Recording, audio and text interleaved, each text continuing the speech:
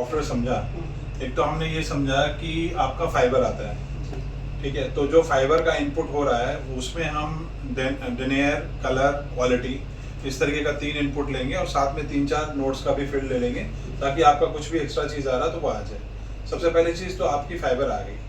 अब वो फाइबर आने के बाद आप उसको फैब्रिक में लेके जाते हैं, निडल। अब वो फैब्रिक के बारे में आप क्या बताएंगे, थोड़ा बताइए।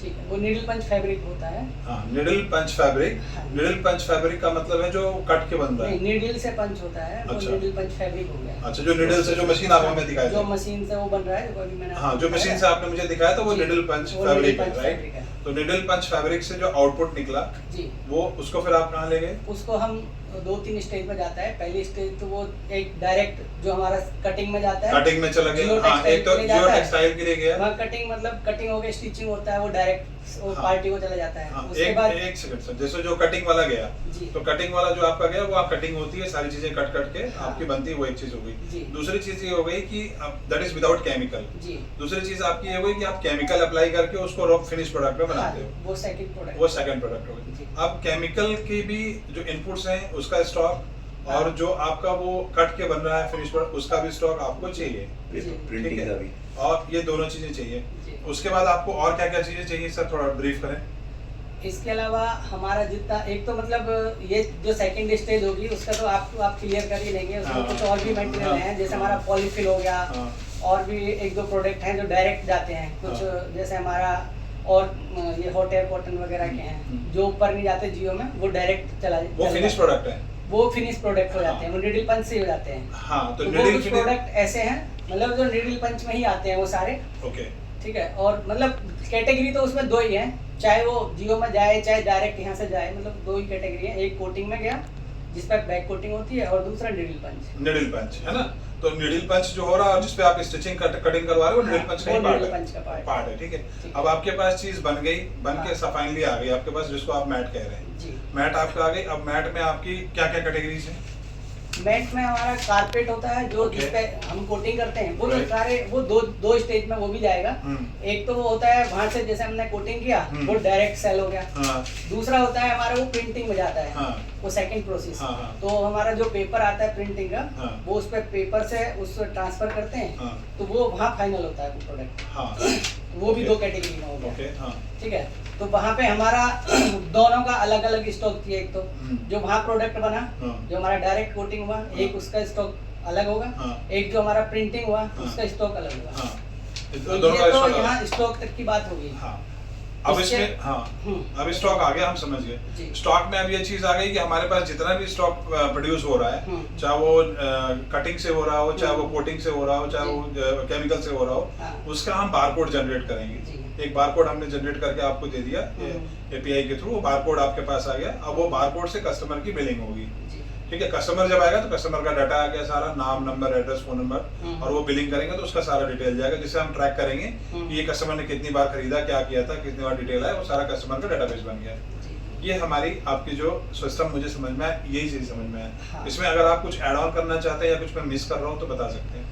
नहीं, इसमें मतलब यही 3 स्टेप हैं। नंबर 1 तो सारे रॉ मटेरियल की हाँ, स्टॉक होगा, हाँ, raw अलग material अलग stock वो होगा। अलग अलग जो भी है रॉ मटेरियल सारे का स्टॉक हो गया। हाँ, दूसरा जो प्रोडक्ट जनरेट हुए वो सेकंड हो हाँ, गया। हाँ। तीसरा सेलिंग का हो गया। हाँ। उसके बाद जो हमारे बाकी बैलेंस स्टॉक रहा, हाँ। ये 4 स्टेप में होगा ओके, सारा प्रोसीजर। ओके, ओके, बस यही है। ठीक है।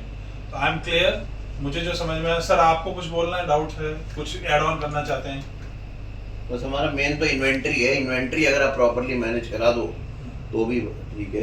और इसमें नंबर ऑफ फीड्स कुछ एक्स्ट्रा छोड़ के चलना, हाँ, क्योंकि हमारे प्रोडक्ट रेगुलरली नए नए डेवलप हो रहे हैं, हाँ, तो ऐसा ना हो कि फिर बाद में हम नहीं ऐसा होता है सर, मैं आपको बताऊं, जैसे सॉफ्टवेयर डेवलप होता है हाँ, तो उसमें आपको कस्टमाइजेशन विद द टाइम कभी कभी करवाना पड़ता है। हाँ। कोई भी सॉफ्टवेयर अपने में आपको ये नहीं कर देगा कि इसमें अपडेशन की जरूरत नहीं है। नहीं, वो तो है, जब ठीक है, जरूरत समझ गया होगी आपकी बात। तो आप उसे अपडेट करा लेंगे, हाँ। हम लोग अपडेट कर देंगे उसे, बस नॉर्मल सी प्राइस लगती है, अपडेट हो जाता है। तो इसलिए एक चीज तो है, हाँ, लेकिन हम लोग इस चीज का ध्यान रखेंगे कि मैक्सिमम इतनी गुंजाइश करी जाए कि कल को दिक्कत ना हो सॉफ्टवेयर में चलने में, हाँ, किसी भी तरीके का एड वेड करना, वो सब चीजें हम लोग बारीकी से ध्यान रखेंगे। तो जो हम लोगों ने अभी डिस्कस किया, इसके अलावा भी इसके अलावा क्या है कि एक हमारा क्वेश्चन का काम भी है हम्म, जो दूसरी यूनिट में है हाँ, हमारा। हाँ, शायद वहाँ पे भी फाइबर आता है और वो कुशन फिलिंग होती है, उसमें भी अलग अलग तरीके के कुशंस हैं। हाँ हाँ तो वो भी एक हमारा ही प्रोडक्ट है, हाँ। तो वो भी फील्ड आपको इसमें ऐड करनी पड़ेगी। कुशन का कुशन तक ये जो जो हाँ हाँ हाँ। बनते हैं, ये सब तक But वो तो अलग एंटायरली डिफरेंट प्रोडक्शन होगा ना उसका प्रोसीजर। है तो एक ही यूनिट का। यूनिट तो एक होगा बट उसके जो फील्ड्स अलग अलग होंगे ना, उसके रॉ मटेरियल वो केमिकल। नीडल पंच का ही पार्ट है। निडल पंच का पार्ट है, निडल पंच के पार्ट से आप तकिया बना वो तो सकते हैं। वो भाई हम नहीं, फाइबर का ही वो पार्ट है फैब्रिक का, वो अच्छा। फाइबर का, हाँ। फाइबर की सेकंड स्टेज में भाई। ही आएगा। फाइबर से या तो हम फैब्रिक बना ले, हाँ। या उस फाइबर को खोल के हम तकिए में भर ले। अच्छा हाँ, वो आपका फाइबर का आउटपुट है वो। फाइबर फाइबर का आउटपुट आउटपुट है। ठीक है, हाँ तो फाइबर से उसको related। इंक्लूड कर सकते हाँ हम्म। हैं। फाइबर से आप तकिया भी बनाते हैं, आप हाँ। मोटी मोटी बात ये कह हाँ। रहे थे, तो उसके हिसाब से फाइबर तकिए का भी इनपुट हम ले सकते हाँ। हैं। हाँ। एक और है वहाँ पे काम है क्विल्टिंग का, हम्म। जो छोटा स्केल का है, लेकिन आप उसको भी ऐड कर लें तो वो भी बेटर ही है, हम्म। क्योंकि जब हम बना रहे हैं तो पूरा इकट्ठा ही बना है ना। एक मेरा एक सवाल था थोड़ा, जैसे कि हम स्टॉक को मेंटेन करेंगे तो उसमें क्या है, हमारी जो कुछ तो स्टैंडर्ड में आते हैं, जैसे हमारा 45 मीटर है, कुछ का स्टैंडर्ड, कुछ का 60 मीटर है, कुछ का 50 मीटर है, लेकिन कुछ रोल ऐसे भी होते हैं जो स्टैंडर्ड में नहीं होते हैं। हम्म। मतलब बन उनके- जाते हैं non-standard। हाँ, वो मतलब कई बार क्या है, बहुत सारे रीजन हो जाते हैं, जैसे पावर कट हो गया और भी कोई फेलियर हो गया, तो उसकी वजह से उनकी जो लेंथ होती है वो कम ज़्यादा हो जाती है। हम्म। तो उनका भी मतलब स्टॉक में किस तरीके से मेंटेन करेंगे वो भी आप देख लेना। तो आपका नॉन स्टैंडर्ड जहाँ आपका कहने का मतलब ये है कि जो प्रोडक्ट हम जहाँ जहाँ यूज कर रहे हैं उसके हिसाब से वो साइजेस कैलकुलेट करता रहे। दिस इज वो व्हाट क्वांटिटी चाहिए ना हमें, तो हमें जितने भी प्रोडक्ट आप स्टॉक में दिखाएंगे उसमें भी हमारा अलग अलग, जैसे जीएसएम उसका शेड क्या है, उसका रोल लेंथ क्या है, रोल विड्थ क्या है, ये सारी चीजें हमें उसमें चाहिए।